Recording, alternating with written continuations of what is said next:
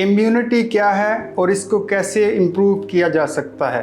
मेरा नाम है डॉक्टर अब्दुल हसीब दानिश और आज हम बात करेंगे कि बॉडी में जो इम्यूनिटी का सिस्टम है इसको कैसे बेहतर बनाया जा सकता है। इम्यूनिटी है क्या? ये हमारे जिस्म में जरासीम से लड़ने के लिए एक निज़ाम है, सिस्टम है जो किसी भी किस्म के जरासीम यानी बैक्टीरिया वायरसेस के हमले के ख़िलाफ़ एक फ़ौज की तरह काम करते हैं और हमारे जिस्म को बचाते हैं।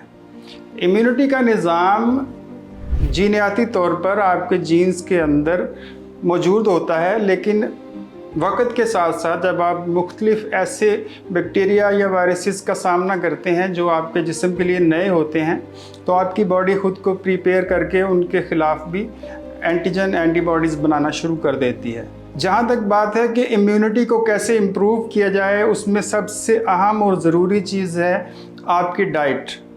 अपनी डाइट को बेहतर बना के आप इम्यूनिटी लेवल को इंक्रीज़ कर सकते हैं।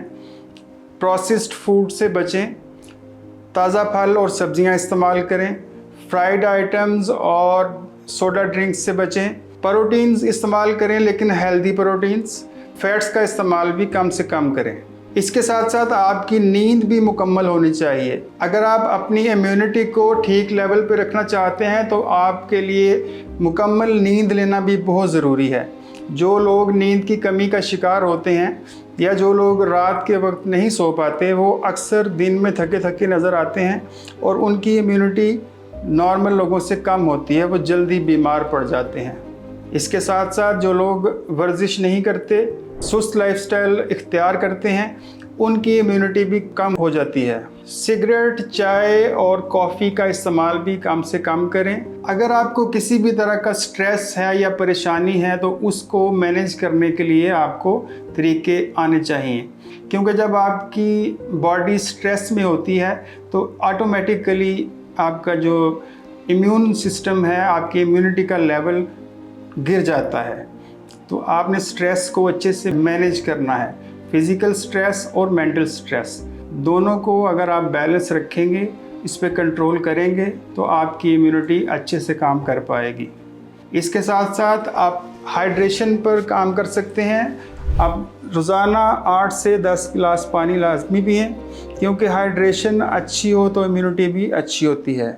इसके साथ साथ आप बाकायदगी से अपने मल्टी वाइटामिन भी लिया करें। Vitamin A, vitamin D, vitamin C और B12, ऐसे कई सारे विटामिन हैं, विटामिन ई, जो आजकल लोगों में इसकी अवेयरनेस फैल रही है कि ये बहुत ज़रूरी हैं। तो अगर ये हमें डाइट में नहीं मिल पा रहे तो हमें इसको एज ए टैबलेट इनटेक करना चाहिए।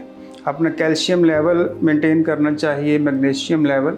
आखिरी बात ये कि कोई भी अगर नई बीमारी आती है और उसकी वैक्सीन आती है तो अपनी वैक्सीनेशन को यकीनी बनाएं।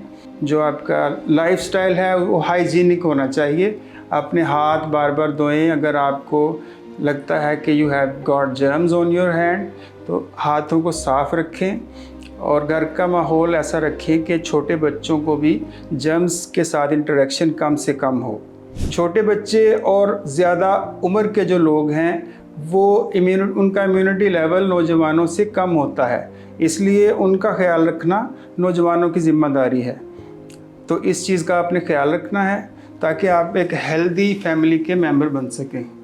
इस हवाले से कोई भी सवाल हो या कोई एम्बिग्विटी हो, कुछ भी आप पूछना चाहें, आप मुझसे रब्ता कर सकते हैं आपका मुआलिज के थ्रू। बहुत शुक्रिया। अल्लाह हाफ़िज़।